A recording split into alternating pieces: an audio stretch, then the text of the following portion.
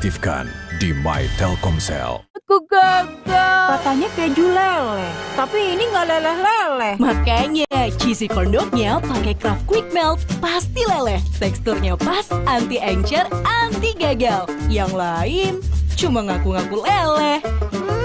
Enak banget. Bunda beli ya. Bikin dong, pakai Kraft Quick Melt. Masak simpel, anti gagal ala Chef Bunda. Lelehnya asli, semangatnya pasti.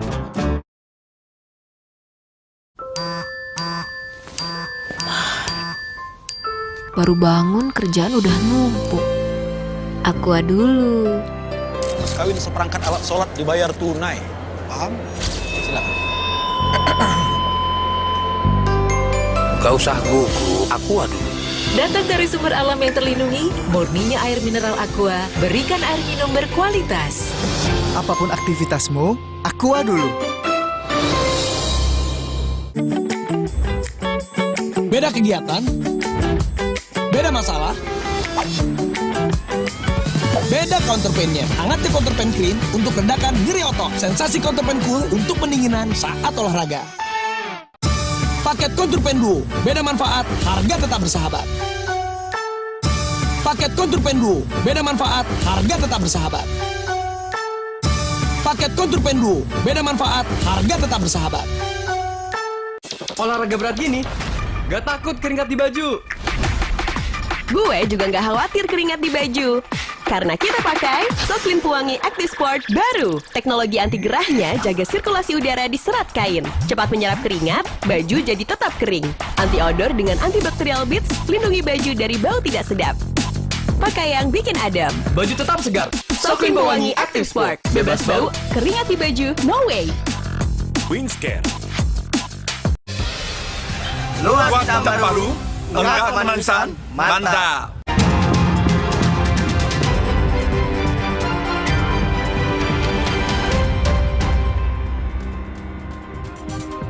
Saudara, dari ajang pertemuan Menteri Luar Negeri G20 di Bali, Menteri Luar Negeri Rusia Sergei Lavrov memutuskan walk out atau keluar dari pertemuan. Para Menteri Luar Negeri di G20 menyerukan diakhirinya perang dan blokade gandum di Ukraina. Dilansir dari Reuters, Sergei Lavrov keluar dari pertemuan setelah dihujani kritik pihak Barat atas invasi Rusia di Ukraina. Kritik itu ditanggapi Lavrov sebagai langkah menyia-nyiakan kesempatan mengatasi masalah ekonomi global. Kepala Kebijakan Luar Negeri Uni Eropa Josep Borrell menyebut Lavrov sempat datang dan membacakan pernyataan pada sesi kedua. Namun Lavrov langsung pergi, tidak mendengarkan pernyataan anggota lain.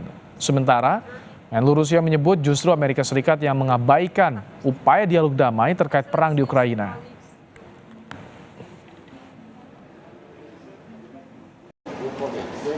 Sebelumnya teriakan "kapan Anda hentikan perang" dan "mengapa Anda tak menghentikan perang" terdengar saat Menlu Rusia Sergei Lavrov disambut Menteri Luar Negeri Retno Marsudi di pertemuan Menteri Luar Negeri di Bali. Lavrov pun langsung menuju ruang pertemuan sesuai arahan Retno.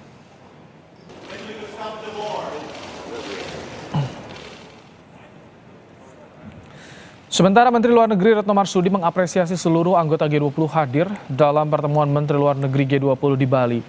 Menlu menyebut kehadiran para anggota sebagai dukungan atas presidensi Indonesia di G20. Para Menteri Luar Negeri juga membahas melonjaknya harga pangan dan energi yang jadi hantaman di tingkat global. The decision of members and the invitees to attend the meeting in person are not to be taken lightly. They choose to make an extra effort to be here. Therefore, once again, I would like to convey my high appreciation for their strong support to Indonesia presidency in the G20 and their friendship to the people of Indonesia. All participants were concerned about soaring prices of food and energy, and reiterated that current crisis, including issues related to their accessibility, affordability, and sustainability, will continue to hinder global recovery. Menteri Luar Negeri Rusia Sergei Lavrov walk out dari forum pertemuan Menteri Luar Negeri di acara G20 di Bali. Bagaimana dampaknya terhadap presidensi G20 Indonesia? Kita akan bahas bersama dengan pengamat hubungan internasional Universitas Gadjah Mada, Reza Nur Arfani. Selamat petang, Mas Reza. Selamat petang, Mas Ibrahim. Selamat petang, para pemirsa. Mas Reza, apa yang Anda baca dari walkout-nya Menlu Rusia? Bagaimana dampaknya ke Indonesia? Ya, kalau kaitkan dengan presidensi kita di G20, saya punya dua catatan terhadap apa yang terjadi 2 hari kemarin ya di pertemuan Menlu G20. Catatan yang pertama tentu catatan yang positif, seperti yang tadi disampaikan oleh Bu Retno ya, bahwa ini untuk pertama kalinya beliau-beliau ini bertemu langsung ya secara fisik. Jadi ini adalah forum multilateral pertama yang mempertemukan pihak-pihak yang selama ini berseberangan menanggapi apa yang terjadi di Ukraina. Jadi itu catatan positifnya. Catatan yang agak negatif memang adalah, dan ini nanti perlu ditindaklanjuti dengan sangat hati-hati oleh Bu Menlu dan tim itu, yaitu catatan yang berkaitan dengan substansi dari apa yang seharusnya bisa dibicarakan dan menjadi concern dari semua pihak, termasuk Lavrov sendiri ya, termasuk Menlu Rusia sendiri, untuk mengatasi dampak ekonomi ya dari peperangan yang tidak kunjung usai di Ukraina. Dan itulah yang jadi catatan yang saya kira belum tertutup semuanya. Kita masih punya waktu kurang lebih 3 bulan ke depan ya, menjelang KTT puncak nanti di bulan November dari G20. Oleh karenanya itu yang harus jadi fokus memang. Dan memang kalau kita melihat kemarin, itu kan semacam ini ya, forum diplomatik tingkat tinggi. Tapi nanti yang perlu dibahas, dicermati adalah forum-forum yang di level yang lebih teknis. Dan itu nanti menjadi pembicaraan yang diperlukan begitu selama 3 bulan ke depan. Mas Reza, ini kan di forum awal ini tentu yang diharapkan ada dialog, ada diskusi soal bagaimana yang terjadi di Ukraina. Tapi nyatanya belum selesai, baru masuk penyambutan, tadi pidato walkout. Ini bagaimana? Apa sikap dari Indonesia harus bagaimana untuk meyakinkan kembali seluruh anggota bisa hadir di G20, menyukseskan G20, Mas Reza? Ya, pasca kunjungan Pak Jokowi menemui Presiden Ukraina maupun Presiden Rusia, harapan masyarakat internasional cukup tinggi ya. Tetapi kita tahu itu kalau dalam negosiasi, mediasi itu high call. Dan kita tahu juga bahwa seruan atau harapan itu mungkin terlalu tinggi, mengingat sebetulnya forum G20 yang sekarang presidensinya dipegang oleh Indonesia adalah forum ekonomi. Itu yang jadi pegangan kita ya. Sehingga ketika presiden kemudian pulang dengan harapan yang cukup tinggi itu, memang kemudian yang menjadi semacam tantangan adalah kejadian yang 2 hari kemarin ini. Tantangan diplomatiknya sangat tinggi. Dan oleh karenanya kita harus fokus sekarang ini mengembalikan pembicaraan itu murni pada soal-soal yang berkaitan dengan dampak ekonomi dari peperangan yang ada di Ukraina, perang Ukraina dan Rusia. Itu tadi, tapi kalau bicara soal dampak ekonomi yang akan dicapai, kalau misalkan salah satu anggota atau pertemuan ini masih dirasa ada aroma konflik, nanti kesepakatannya bagaimana, Mas Riza? Ya, itu yang jadi tantangan buat kita ya sebagai pemegang presidensi. Kita tentu tidak menginginkan semuanya berantakan seperti yang kita tidak harapkan ya. Tidak harapkan bahwa nanti di ujung dari KTT di G20 itu tidak ada pernyataan apapun mengenai peperangan yang terjadi di Ukraina. Kita berharap tetap ada pernyataan, dan saya sendiri optimis kehadiran para kepala negara akan tetap terjadi di bulan November itu. Memang perlu tadi yang saya sebut usaha ekstra keras 3 bulan ke depan untuk meyakinkan bahwa yang terjadi kemarin merely diplomatic drama, gitu. Sehingga kemudian kita harus beralih fokusnya untuk menjembatani kepentingan para pihak, itu terutama dalam 2 bidang ya, bidang pangan, sektor pangan, dan juga sektor energi. Ini perlu nanti mungkin diplomasi yang subtle ya, yang ulang alik. Yang ingin saya tanyakan, jadi nanti usaha ekstra keras pendekatannya seperti apa? Mengingat posisi Indonesia kan non-blok nih, Mas Riza. Bagaimana pendekatan ke blok barat dan juga ke Rusia nih soal ini? Yang bisa dilakukan memang kalau menggunakan forum G20 adalah menggunakan berbagai working groups, task force yang sudah ada begitu, dan kemudian semacam menyisipkan agenda ini kepada working groups ini, dan itu yang saya kira nanti bisa menjembatani beragam kepentingan. Karena kalau di forum G20 menggunakan forum yang menggunakan kacamata politik, tentu tidak pas ya, dan itu yang saya kira menjadi tantangan. Di sejarahnya forum pertemuan Menteri Luar Negeri itu fungsinya adalah memfasilitasi ya, pembicaraan-pembicaraan di level teknis di G20. Tetapi tahun ini memang tantangannya luar biasa karena ada isu Ukraina, dan itulah yang coba kita fasilitasi. Kita mengundang Ukraina, bahkan kemarin sudah diundang. Dan komunikasi sudah mulai terbuka begitu di antara mereka langsung ya, dan itu yang harus diteruskan. Diteruskannya tentu bukan pada level pejabat tinggi setingkat Menteri Luar Negeri. Pejabat tinggi non Menteri Luar Negeri itu bisa, tetapi yang bisa disisipkan adalah membayangkan ini dibicarakan di level kementerian yang sektor-sektor yang lebih teknis. Baik. Ya. Kita berharap tentunya acara presidensi G20 di Indonesia ini berjalan lancar tanpa adanya aroma konflik, dihasilkan kesepakatan yang bisa menguntungkan semua pihak tentunya. Mas Riza, terima kasih. Riza Nur Arfani, pengamat hubungan internasional dari Universitas Gadjah Mada. Kami kembali dengan informasi buntut kasus pencabulan santriwati.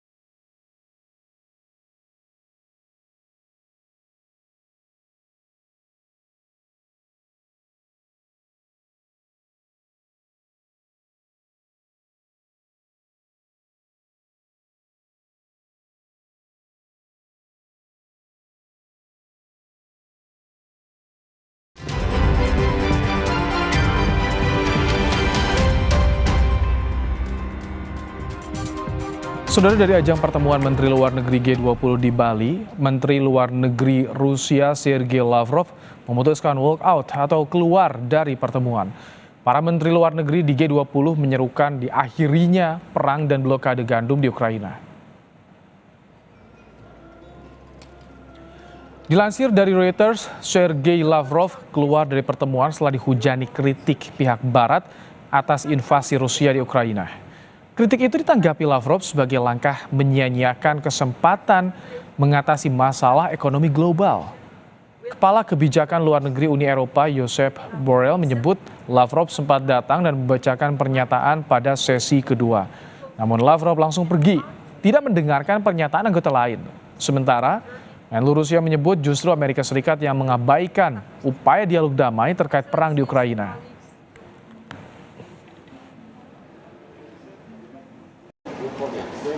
Sebelumnya teriakan "kapan Anda hentikan perang" dan "mengapa Anda tak menghentikan perang" terdengar saat Menlu Rusia Sergei Lavrov disambut Menteri Luar Negeri Retno Marsudi di pertemuan Menteri Luar Negeri di Bali.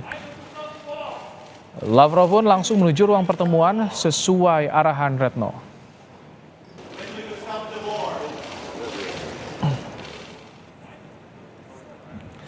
Sementara Menteri Luar Negeri Retno Marsudi mengapresiasi seluruh anggota G20 hadir dalam pertemuan Menteri Luar Negeri G20 di Bali. Menlu menyebut kehadiran para anggota sebagai dukungan atas presidensi Indonesia di G20. Para Menteri Luar Negeri juga membahas melonjaknya harga pangan dan energi yang jadi hantaman di tingkat global.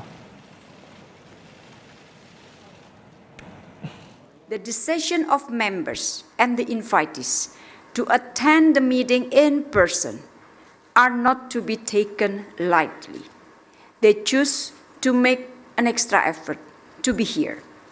Therefore, once again, I would like to convey my high appreciation for their strong support to Indonesia presidency in the G20 and their friendship to the people of Indonesia.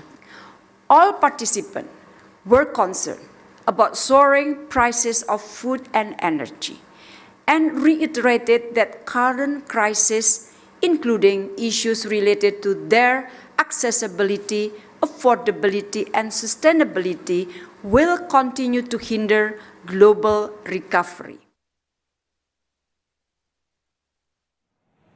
Menteri Luar Negeri Rusia Sergei Lavrov walk out dari forum pertemuan Menteri Luar Negeri di acara G20 di Bali. Bagaimana dampaknya terhadap presidensi G20 Indonesia?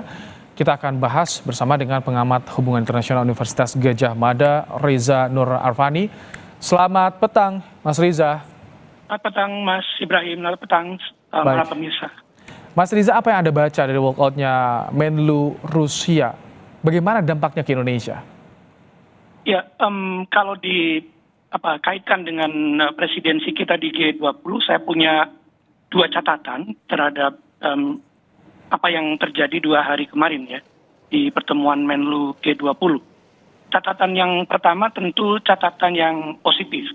Seperti yang tadi disampaikan oleh Bu Retno ya, bahwa ini untuk pertama kalinya beliau-beliau ini bertemu langsung ya secara fisik. Jadi ini adalah forum multilateral pertama yang mempertemukan pihak-pihak yang selama ini berseberangan menanggapi apa yang terjadi di Ukraina.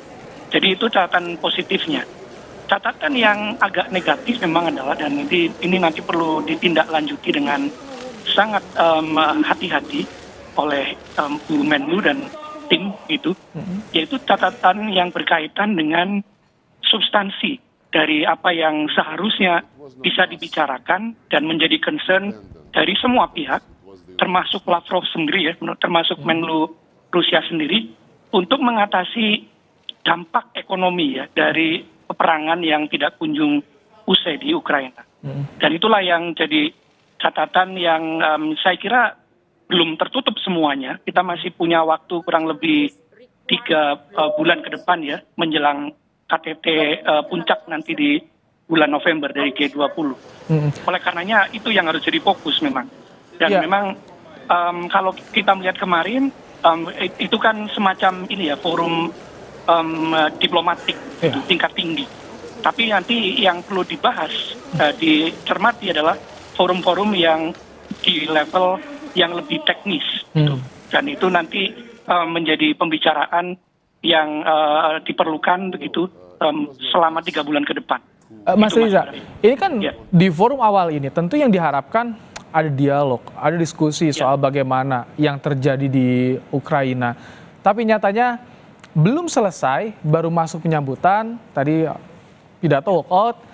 Ini bagaimana? Apa sikap dari Indonesia harus bagaimana untuk meyakinkan kembali seluruh anggota bisa hadir di G20, menyukseskan G20, Mas Riza? Ya, pasca kunjungan Pak Jokowi menemui Presiden Ukraina maupun Presiden Rusia, harapan masyarakat internasional cukup tinggi ya. Tetapi kita tahu itu kalau dalam negosiasi, mediasi itu high call. Dan kita tahu juga bahwa seruan atau harapan itu mungkin terlalu tinggi, mengingat sebetulnya forum G20 yang sekarang presidensinya dipegang oleh Indonesia adalah forum ekonomi. Itu yang jadi pegangan kita ya. Sehingga ketika presiden kemudian pulang dengan harapan yang cukup tinggi itu, memang kemudian yang menjadi semacam tantangan adalah kejadian yang 2 hari kemarin ini. Tantangan diplomatiknya sangat tinggi. Dan oleh karenanya kita harus fokus sekarang ini mengembalikan pembicaraan itu murni pada soal-soal yang berkaitan dengan dampak ekonomi dari peperangan yang ada di Ukraina, perang Ukraina dan Rusia. Itu tadi, tapi kalau bicara soal dampak ekonomi yang akan dicapai, kalau misalkan salah satu anggota atau pertemuan ini masih dirasa ada aroma konflik, nanti kesepakatannya bagaimana, Mas Riza? Ya, itu yang jadi tantangan buat kita ya sebagai pemegang presidensi. Kita tentu tidak menginginkan semuanya berantakan seperti yang kita tidak harapkan ya. Tidak harapkan bahwa nanti di ujung dari KTT di G20 itu tidak ada pernyataan apapun mengenai peperangan yang terjadi di Ukraina. Kita berharap tetap ada pernyataan dan saya sendiri optimis kehadiran para kepala negara akan tetap terjadi di bulan November itu. Memang perlu tadi yang saya sebut usaha ekstra keras 3 bulan ke depan untuk meyakinkan bahwa yang terjadi kemarin merely diplomatic drama, gitu. Sehingga kemudian kita harus beralih fokusnya untuk menjembatani kepentingan para pihak, itu terutama dalam 2 bidang ya, bidang pangan, sektor pangan, dan juga sektor energi. Ini perlu nanti mungkin diplomasi yang shuttle ya, yang ulang alik. Yang ingin saya tanyakan, jadi nanti usaha ekstra keras pendekatannya seperti apa? Mengingat posisi Indonesia kan non-blok nih, Mas Riza. Bagaimana pendekatan ke blok barat dan juga ke Rusia nih soal ini?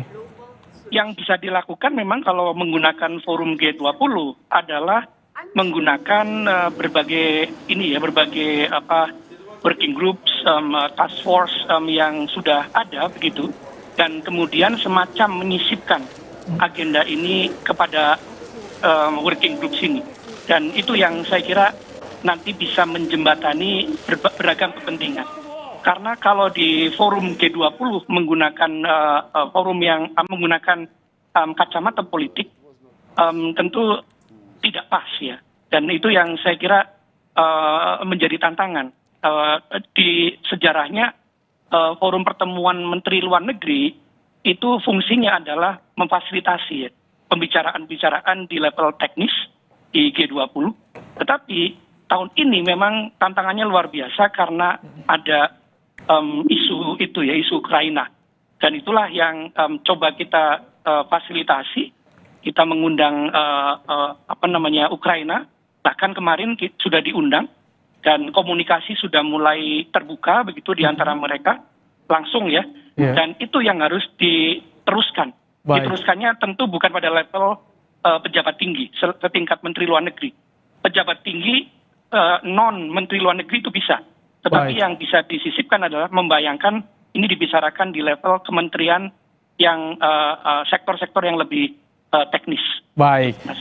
Ya.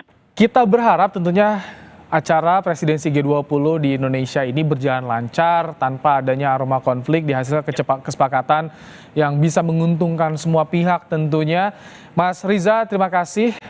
Riza Nur Arfani, pengamat hubungan internasional dari Universitas Gadjah Mada. Kami kembali dengan informasi.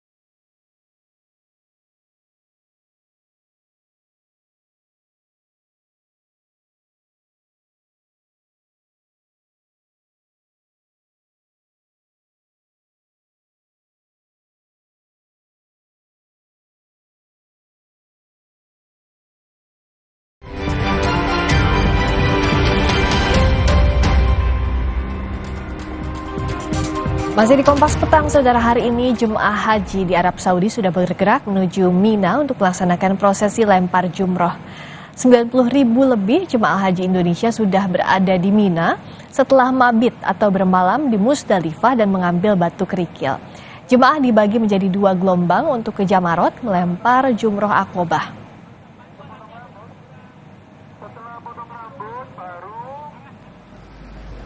Pembagian waktu pelemparan jumroh diatur agar jemaah Indonesia tidak berdesakan di waktu yang paling ramai, yakni di atas jam 9 pagi.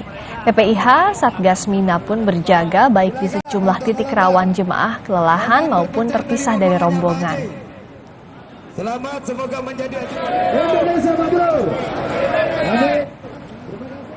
Untuk memantau pelaksanaan ibadah haji di Mekah, Arab Saudi, kita tanyakan langsung kepada jurnalis Kompas TV, Nitya Anissa. Assalamualaikum Nitya, saat ini apa prosesi ibadah haji yang tengah berlangsung dan bagaimana kesehatan jemaah asal Indonesia sejauh ini? Ya, Waalaikumsalam warahmatullahi wabarakatuh, Fiska dan juga saudara. Memang saat hari ini sampai 3 hari ke depan atau hari tasyrik, ini jemaah haji Indonesia khususnya akan fokus menunaikan lempar jumroh.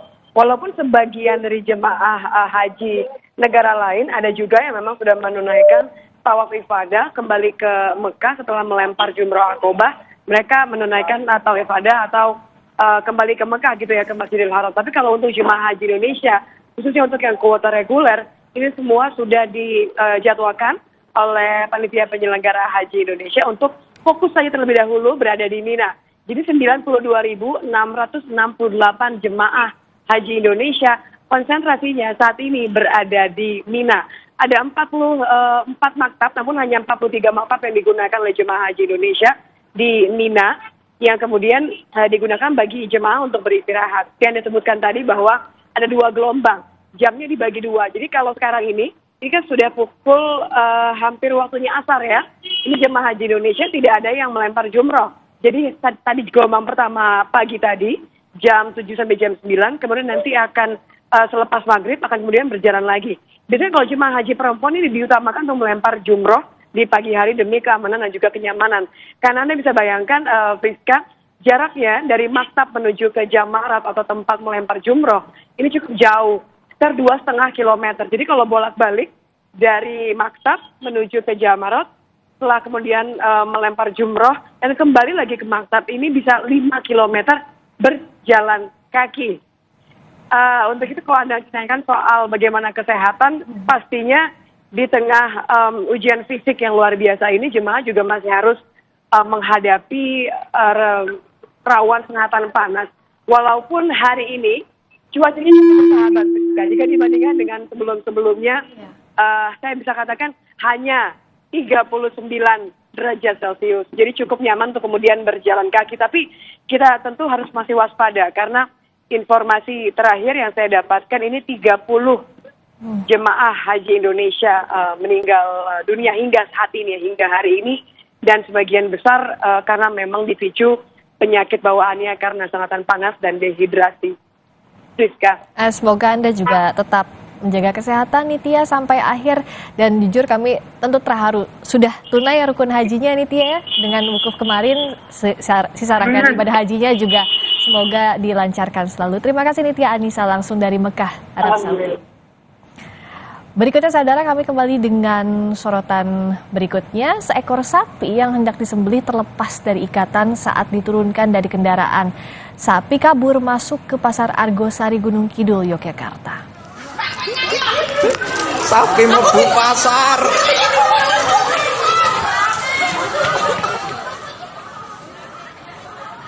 Dari rekaman video terlihat warga dan pedagang di pasar panik saat seekor sapi tiba-tiba masuk dan berlarian di dalam pasar. Sapi tersebut terlepas dari tali pengikat pohon saat ditinggal menurunkan sapi berikutnya dari kendaraan.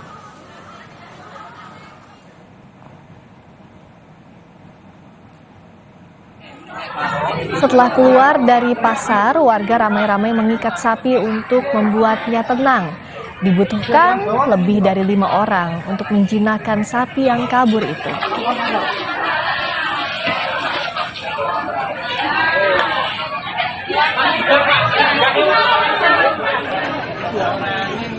Setelah sapi tenang dan ikatan kuat, sapi selanjutnya digotong untuk dinaikkan ke mobil bak terbuka. Kejadian sapi kabur ke area pasar menjadi tontonan warga karena terjadi saat aktivitas pasar tengah ramai.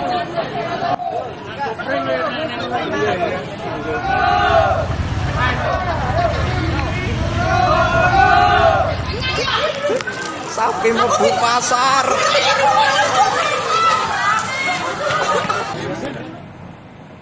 Kami kembali dengan informasi. Polda Daerah Istimewa Yogyakarta menetapkan 3 tersangka baru dalam kasus bentrokan antar kelompok warga di Babarsari, Sleman. Sesaat lagi di Kompas Petang.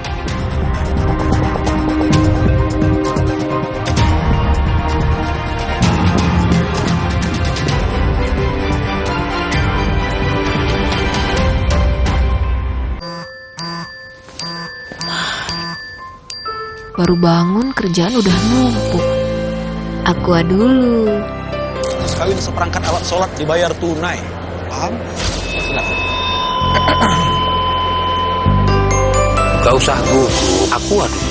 Datang dari sumber alam yang terlindungi, murninya air mineral Aqua, berikan air minum berkualitas. Apapun aktivitasmu, Aqua dulu. Beda kegiatan, beda masalah, beda counterpainnya. Hangatnya counterpain clean untuk redakan nyeri otot. Sensasi counterpain cool untuk pendinginan saat olahraga. Untuk mencegah cedera olahraga, pendinginan jadi penting banget buat saya. Bila perlu, oleskan counterpain cool untuk sensasi dingin saat olahraga. Siap olahraga, siap counterpain biru. Kok nilainya ada yang merah? Kalian pasti bangga, dia telah meluangkan waktu melatih mereka bermain bola. Kuat sesungguhnya bukan hanya dari nilai rapor, tapi dari dalam. Didukung oleh kebaikan dari Biskuat. 16 tahun terselenggara, kini giliran Indonesia menjadi tuan rumah G20. Recover Together, Recover Stronger.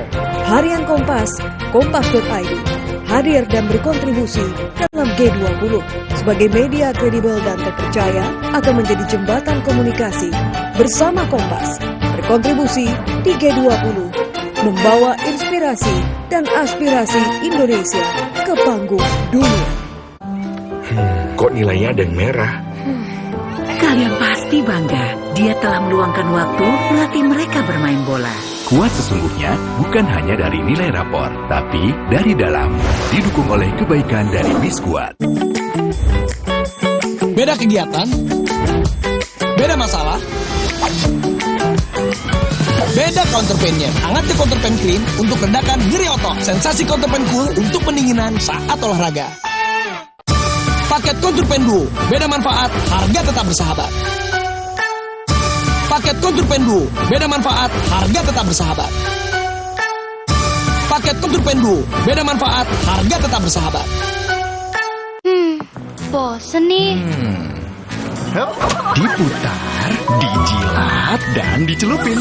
Selezat Oreo, selembut cake. Oreo soft cake baru, terbuat dari Oreo, selembut cake dengan coklat berlimpah. Beda kegiatan, beda masalah, beda counterpainnya. Hangatnya counterpain clean untuk redakan nyeri otot. Sensasi counterpain cool untuk pendinginan saat olahraga. Paket counterpain duo, beda manfaat, harga tetap bersahabat. Paket counterpain duo, beda manfaat, harga tetap bersahabat. Paket counterpain duo, beda manfaat, harga tetap bersahabat. This is really amazing. Sensodyne Repair and Protect Deep Protection memiliki kandungan novamin, membentuk lapisan mineral untuk perlindungan mendalam gigi sensitif. Jadi, kita bisa mengkonsumsi semua makanan favorit kita tanpa khawatir rasa ngilu.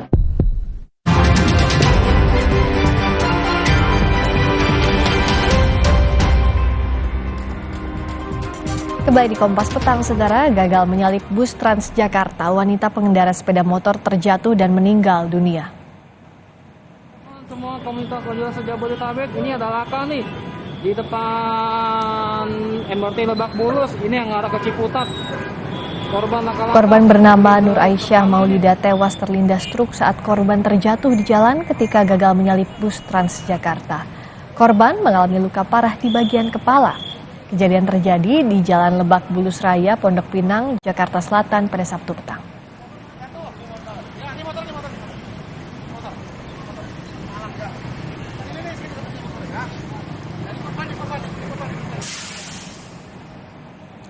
Saudara, lagi-lagi pengendara nekat menerobos saat palang pintu perlintasan kereta api sudah ditutup. Akibatnya korban mengalami luka, kendaraan pun rusak.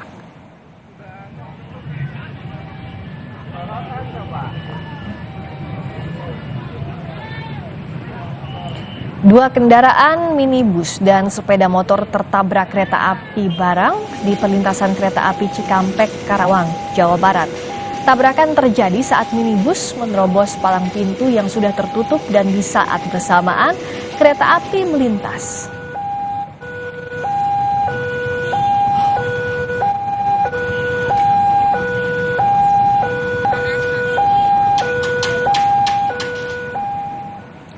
Berikutnya, Saudara, Polda Daerah Istimewa Yogyakarta menetapkan 3 tersangka baru dalam kasus bentrokan antar kelompok warga di Babarsari, Sleman.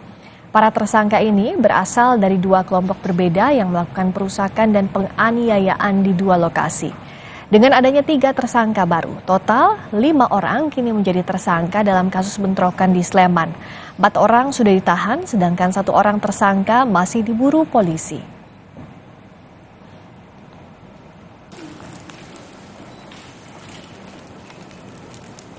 Dua kasus yang kami tangani, yang pertama TKP KVMG dan juga TKP Perumahan Jambusari, kami telah menetapkan 5 tersangka. Untuk TKP MG, 2 tersangka dan sudah kami tahan.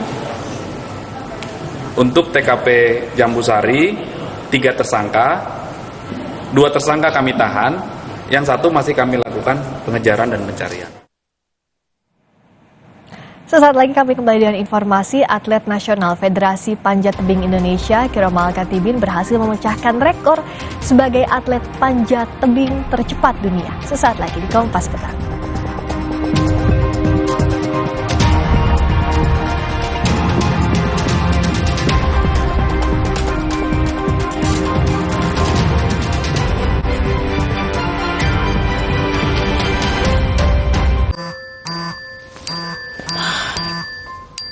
Baru bangun kerjaan udah numpuk. Aqua dulu. Mas kawin seperangkat alat sholat dibayar tunai. Paham? Silakan. Gak usah gugup, Aqua dulu. Datang dari sumber alam yang terlindungi, murninya air mineral Aqua, berikan air minum berkualitas. Apapun aktivitasmu, Aqua dulu. Tetap semangat, butuh yang hangat. Baru Madu TJ Jahe Merah Mint. Dengan madu murni, jahe merah, dan mint membantu menjaga daya tahan tubuh. Madu TJ Jahe Merah Mint. Niatku Madu TJ hitam pahit dengan kualitas Madu TJ plus manfaat ekstrak herbal. Niatku demi anakku. Niatku demi istriku. Madu TJ hitam pahit. Niatku jaga kesehatan. Beda kegiatan, beda masalah, beda counterpainnya. Hangatnya counterpain clean untuk redakan nyeri otot. Sensasi counterpain cool untuk pendinginan saat olahraga. Nyeri otot, counterpain clean. Jika bengkak, kaku, itu gejala peradangan. 4 formula aktifnya terbukti efektif redakan peradangan. Counterpain PXN efektif untuk redakan peradangan. Dari Counterpain. Untuk mereka yang bangun lebih pagi, agar bisa mendengarkan lebih awal.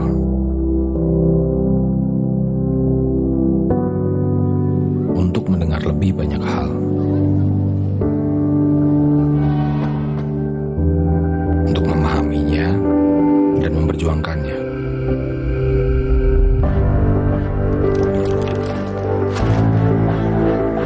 Membaginya tepat waktu. Agar lebih banyak yang mendengar, lebih banyak yang melihat.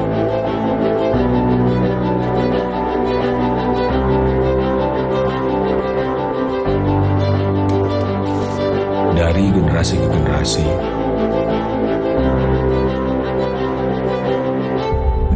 lebih pasti.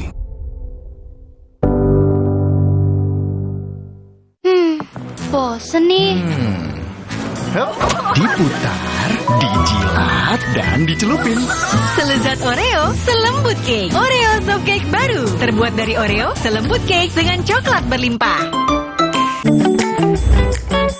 Beda kegiatan, beda masalah,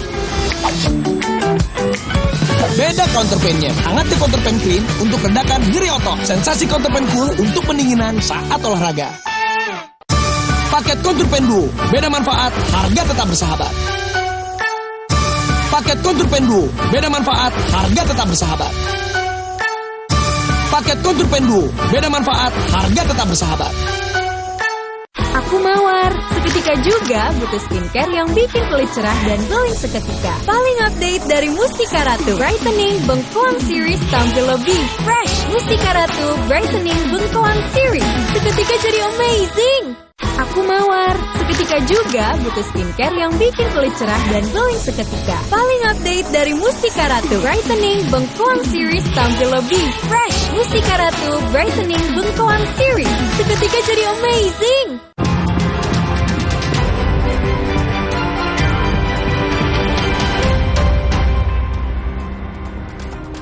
Masih di Kompas Petang, Saudara, atlet nasional Federasi Panjat Tebing Indonesia Kiromal Katibin berhasil memecahkan rekor sebagai atlet panjat tebing tercepat dunia dalam ajang kejuaraan dunia panjat tebing di Perancis.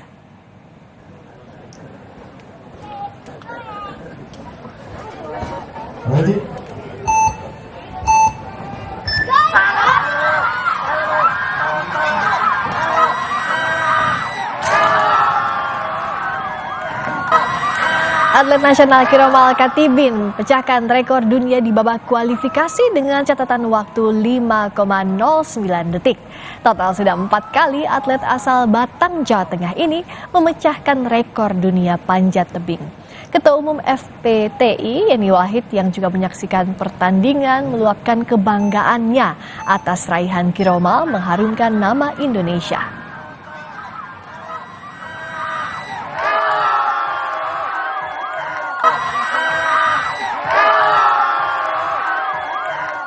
Ini di Chamonix, Prancis, atlet kita Kiromal Katibin kembali mengukir prestasi gemilang dan memecahkan rekor dunia.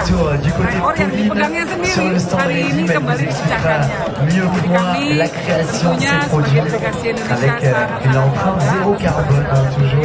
Dan semoga prestasi ini bisa terus bertahan sampai kemudian endingnya nanti di Yang juga jadi sorotan, ditinggal pemiliknya libur Idul Adha, sebuah gudang kompresor di pertokoan Tampak Siring Kalideres, Jakarta Barat terbakar siang tadi. Kebakaran diduga disebabkan arus pendek listrik dari lantai 2 ruko.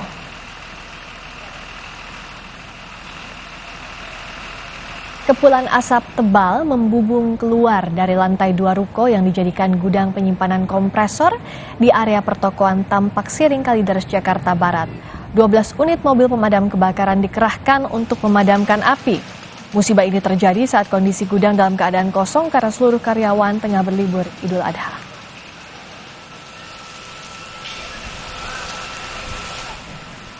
Kami sudah hadirkan informasi untuk Anda di Kompas Petang. Kami tutup Kompas Petang hari ini. Saya Friska Clarissa. Dan saya Rahmat Ibrahim. Meski situasi terus membaik, namun tetap waspada karena COVID-19 masih ada. Selalu pakai masker saat beraktivitas dalam ruangan, vaksinasi lengkap dan booster untuk perlindungan sempurna demi imunitas kita semua. Terima kasih, sampai jumpa.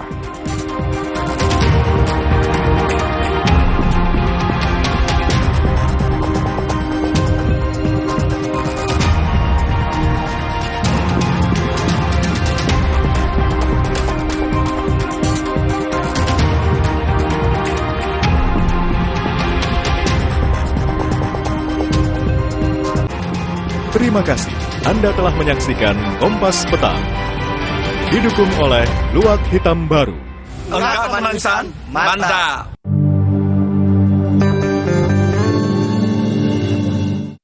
Allahu Akbar, Allahu Akbar.